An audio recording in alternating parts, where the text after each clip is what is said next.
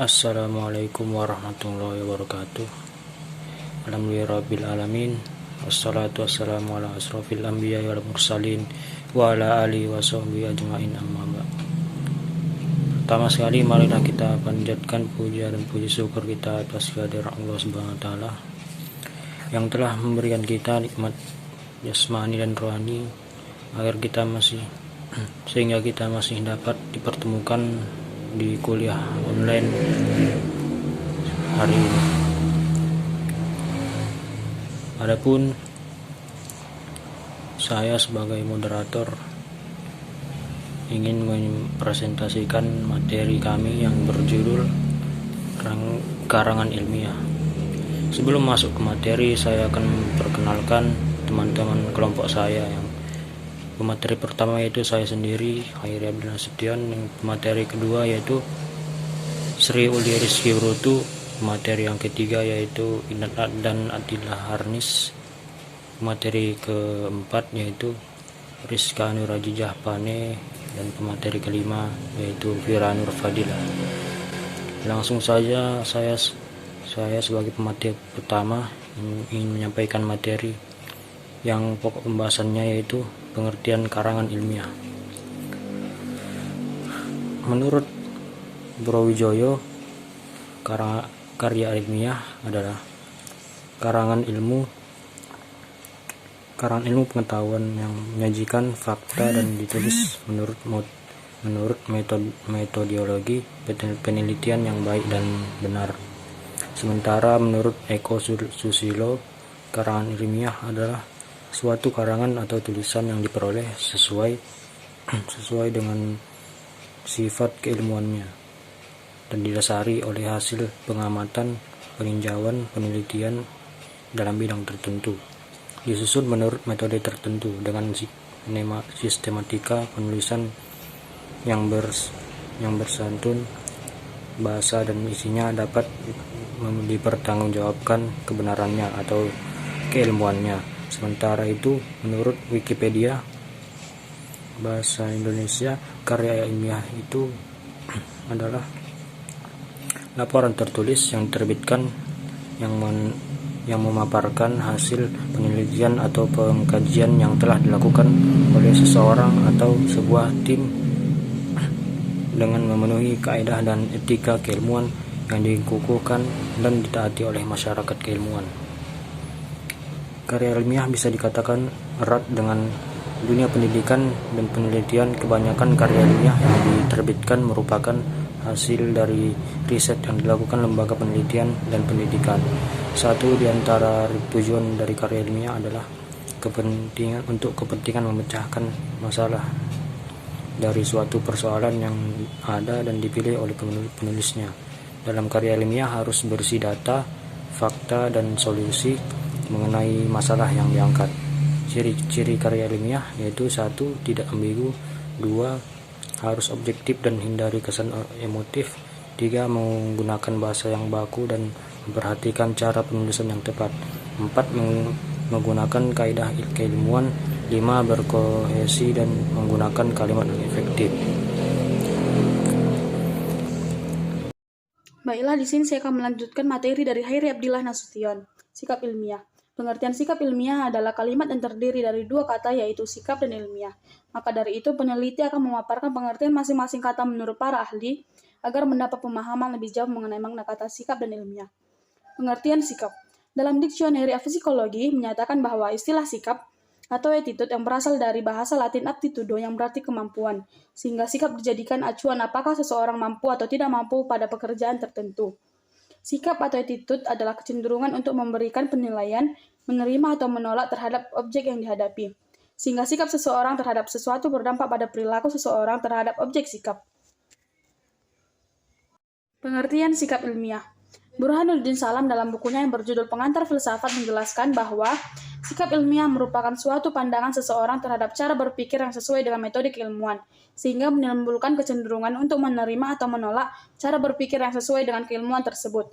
Seorang ilmuwan haruslah memiliki sikap positif atau kecenderungan menerima cara berpikir yang sesuai dengan metode keilmuan, kemudian dimanifestasikan di dalam kognisinya, emosi atau perasaannya, serta di dalam perilakunya. Sikap-sikap yang dimiliki ilmuwan tersebut diperoleh dengan usaha yang sungguh-sungguh. Beberapa percobaan yang mereka lakukan menumbuhkan sikap ilmiah tersebut. Tini Gantini menyebutkan 8 ciri dari sikap ilmiah yaitu: 1. Mempunyai rasa ingin tahu yang mendorong untuk meneliti fakta-fakta baru. 2. Tidak berat sebelah atau adil dan berpandangan luas terhadap kebenaran. 3. Terdapat kesesuaian antara apa yang diobservasi dengan laporannya. 4. Keras hati dan rajin mencari kebenaran. 5. Mempunyai sifat ragu sehingga terus mendorong upaya pencarian kebenaran atau tidak pesimis. 6. Rendah hati dan toleran terhadap hal yang diketahui dan tidak diketahui. 7. Kurangnya mempunyai ketakutan. 8. Berpikiran terbuka terhadap kebenaran-kebenaran baru. Dari ke-8 ciri sikap ilmiah tersebut dapat diketahui beberapa pokok sikap ilmiah yaitu objektif, terbuka, rajin, sabar, dan tidak sombong, dan tidak memutlakkan suatu kebenaran ilmiah. Hal ini menandakan bahwa ilmuwan perlu memupuk sikap tersebut terus-menerus apabila berhadapan dengan ilmu, karena selalu terjadi kemungkinan bahwa apa yang sudah dianggap benar saat ini, misalnya teori, suatu saat akan digantikan oleh teori lain yang menunjukkan kebenaran baru. Assalamualaikum warahmatullahi wabarakatuh. Perkenalkan, nama saya Inat Adlan Adila Harnis. Di sini saya akan menjelaskan mengenai jenis-jenis karya ilmiah. Jadi, jenis-jenis karya ilmiah ini terbagi menjadi 7. Yang pertama, makalah. Yang kedua, artikel ilmiah. Yang ketiga, tesis. Yang keempat, skripsi. Yang kelima, disertasi. Yang keenam, paper. Yang ketujuh, kertas kerja. Jadi saya akan menjelaskan satu persatu. Yang pertama yaitu makalah. Makalah merupakan karya ilmiah yang menyajikan sebuah masalah yang penyelesaiannya mengandalkan berbagai macam data yang ada di lapangan. Karya ilmiah ini bersifat empiris dan juga objektif dalam penyajiannya. Makalah sendiri memiliki pengertian sebagai sebuah karya tulis yang isinya mengulas mengenai data di lapangan yang sifatnya empiris. Sifat lain yang dimiliki makalah selain empiris adalah objektif, yakni terhadap permasalahan yang tengah berkembang di tengah masyarakat. Isi dari makalah juga seringkali merupakan hasil analisa logis dari penulis. Hasil pemikiran atau analisis logis ini kemudian dituangkan dalam sebuah tulisan ilmiah yang disebut makalah dan termasuk ke dalam jenis-jenis karya tulis ilmiah secara umum. Yang kedua adalah artikel ilmiah. Artikel ilmiah juga masuk ke dalam kategori karya tulis yang sifatnya ilmiah. Sesuai dengan namanya, artikel sendiri merupakan tulisan yang berisi tentang opini dari penulisnya yang didasarkan pada suatu peristiwa, sehingga isi dari karya tulis ini sifatnya subjektif, sesuai dengan pola pikir atau pendapat dari penulis yang bersangkutan, baik itu berbagai media berita online maupun media informasi offline seperti surat kabar dan juga makalah. Namun jika merujuk pada definisi dari karya tulis ilmiah, maka artikel ilmiah ini memiliki pengertian sebagai artikel yang nantinya disusun ke dalam jurnal ilmiah. Isinya sendiri tetap memaparkan fakta dan data dari suatu peristiwa maupun sebuah penelitian. Strukturnya pun akan mengikuti aturan dari penulisan karya tulis dengan sifat ilmiah secara umum. Yang ketiga adalah tesis. Tesis merupakan salah satu karya ilmiah yang wajib disusun oleh mahasiswa di program magister atau S2. Sifatnya wajib karena akan menjadi penentu apakah mahasiswa tersebut akan lulus kuliah atau sebaliknya. Tesis sendiri memiliki pengertian sebagai sebuah karya ilmiah yang di dalamnya menguak suatu pengetahuan baru secara empiris sekaligus teoritis. Empiris yang dimaksudkan di sini adalah penulis menuliskan pengalaman yang didapat selama melakukan penelitian. Sedangkan yang dimaksud secara teoritis adalah penulis melakukan penelitian dengan melakukan pengujian terhadap teori-teori yang sudah ada, yakni dari peneliti sebelumnya yang mengusung tema penelitian yang sama. Yang keempat adalah skripsi. Skripsi adalah karangan ilmiah yang wajib ditulis oleh mahasiswa sebagai bagian dari persyaratan akhir pendidikan akademisnya. Lebih tepatnya kalau di Indonesia, skripsi menjadi syarat untuk lulus dari jenjang sarjana atau S1. Biasanya juga disebut tugas akhir atau TA. Skripsi sendiri memiliki definisi sebagai karya ilmiah yang ditulis berdasarkan penelitian yang memiliki ruang lingkup lebih kecil. Namun diharapkan bahkan diwajibkan untuk mampu membahas secara tajam dan mendalam. Skripsi juga disusun dengan menggunakan opini dari penulis setelah menyimpulkan hasil pendapat dan hasil data dari peneliti sebelumnya. Sedangkan untuk metodologi penelitian yang digunakan bisa metode kualitatif dan metode kuantitatif. Yang kelima adalah disertasi.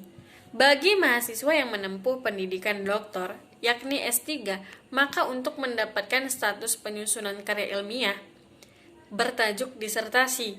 Disertasi itu adalah merupakan karya tulis yang disusun dari temuan original dari penulisnya melalui kegiatan penelitian.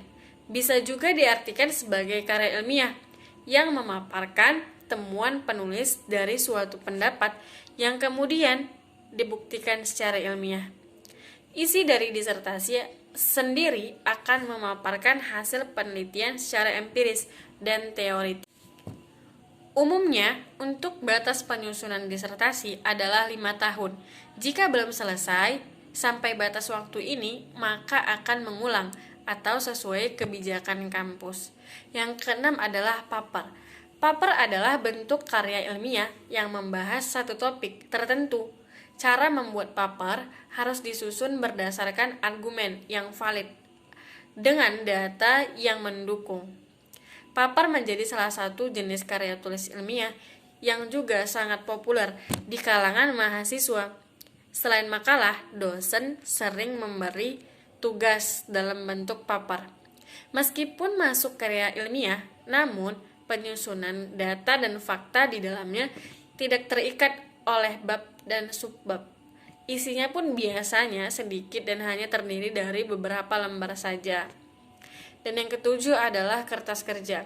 Kertas kerja adalah karya tulis ilmiah yang bersifat lebih mendalam daripada makalah dengan menyajikan data di lapangan atau kepustakaan yang bersifat empiris dan objektif. Kertas kerja pada prinsipnya sama dengan makalah. Kertas kerja dibuat dengan analisis lebih dalam dan tajam. Kertas kerja ditulis untuk dipresentasikan pada seminar atau lokakarya yang biasanya dihadiri oleh ilmuwan pada perhelatan ilmiah tersebut. Kertas kerja dijadikan acuan untuk tujuan tertentu. Bisa jadi kertas kerja dimentahkan karena lemah, baik dari sudut analisis rasional, empiris, ketepatan masalah, analisis, kesimpulan, atau kemanfaatannya. Sekian penjelasan dari saya akan kembalikan kepada moderator. Assalamualaikum warahmatullahi wabarakatuh. Perkenalkan, nama saya Rizka Nuraji Japane. Di sini saya sebagai pemakalah keempat. Saya akan menjelaskan materi tentang teknik-teknik penulisan karya tulis ilmiah. Penulisan karya tulis ilmiah berbeda dengan menulis artikel biasa karena terdapat kaidah-kaidah yang berlaku di dalamnya. Yang pertama, penulisan cover depan atau sampul depan berisi informasi penulis, dan apabila penulis seorang mahasiswa, penulis dapat mencantumkan NIM, prodi, fakultas, serta dosen pembimbing yang mengampu di mata kuliah yang sedang dilakukan penelitian. Lanjut, ada bab 1 pendahuluan. Dalam bagian pendahuluan, karya tulis ilmiah memaparkan terkait penelitian yang akan dilakukan, seperti latar belakang, alasan memilih topik, uraian singkat terkait masalah yang diambil, pembahasan terkait ruang dan lingkup, dan solusi yang akan diberikan. Yang kelima ada bab 3 atau landasan teori. Pada bagian ini adalah penulisan teori atau tinjauan pustaka. Di sini Anda bisa mengambil atau menuliskan referensi apa saja yang Anda gunakan untuk menunjang penelitian Anda. Yang keenam ada bab 3, pembahasan atau penyajian hasil penelitian. Dalam bagian inti ini memaparkan penelitian yang dilakukan dengan mengambil studi kasus yang ada di bagian pendahuluan. Lalu juga menguraikan terkait landasan teori yang mendukung penelitian yang dilakukan. Pengambilan landasan teori ini bisa diambil dari perkataan para ahli yang melakukan bidang studi yang terkait penelitian yang Anda lakukan. Kemudian pada bagian ini juga memberikan pokok-pokok yang diambil dalam melakukan penelitian. Selanjutnya ada bab 4 penutup, berisi saran serta kesimpulan akhir, di mana kesimpulan akhir itu biasanya berisi jawaban dari rumusan masalah. Yang terakhir ada daftar pustaka, merupakan daftar yang berisi semua buku atau tulisan ilmiah yang menjadi rujukan dalam melakukan penelitian. Berikut penjelasan dari saya undur diri. Wassalamualaikum warahmatullahi wabarakatuh. Namun jika mengaktifkan sistem bold, maka untuk huruf awal menggunakan huruf kapital.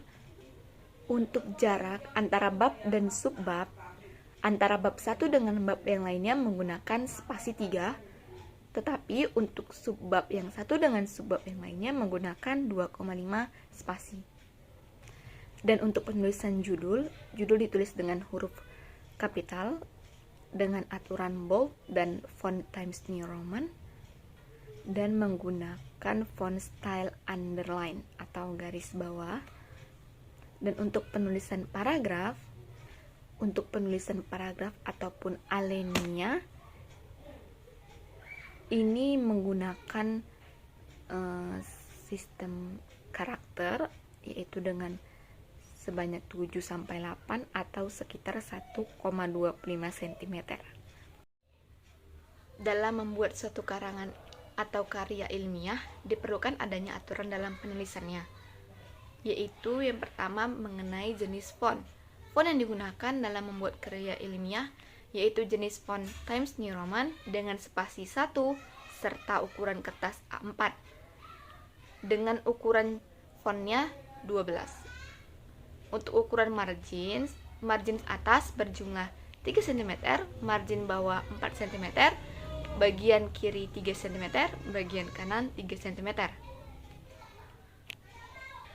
Namun untuk bagian bab dan subbab digunakan angka 1 maupun huruf abjad A kecil, dan untuk sistem penomoran Romawi menggunakan 1 Romawi, 2 Romawi, 3 Romawi, dan seterusnya. Baik, terima kasih kepada pemateri yang sudah menyampaikan materinya dengan baik. Dari pembahasan tersebut dapat kita ambil kesimpulan bahwa karya ilmiah itu merupakan sebuah karya tulis yang ditulis oleh seseorang berdasarkan hasil survei atau hasil penelitian yang telah dilakukannya sendiri. Karya ilmiah juga bisa disebut sebagai karangan ilmiah karena yang disajikan secara benar, karena itu merupakan suatu pembelajaran ketika akan membuat karya ilmiah yang kedua maupun yang ketiga. Selanjutnya, karya ilmiah mempunyai beberapa jenis seperti makalah, ke kertas kerja, skripsi, tesis, dan disertasi atau yang lain-lain. Jadi bagi penulis semua karya ilmiah itu bermanfaat. Mungkin ini saja yang dapat kami sampaikan. Kurang lebihnya saya mohon maaf. Pada Allah saya mohon ampun. Nun wal qalam amma yasturun. Wassalamualaikum warahmatullahi wabarakatuh.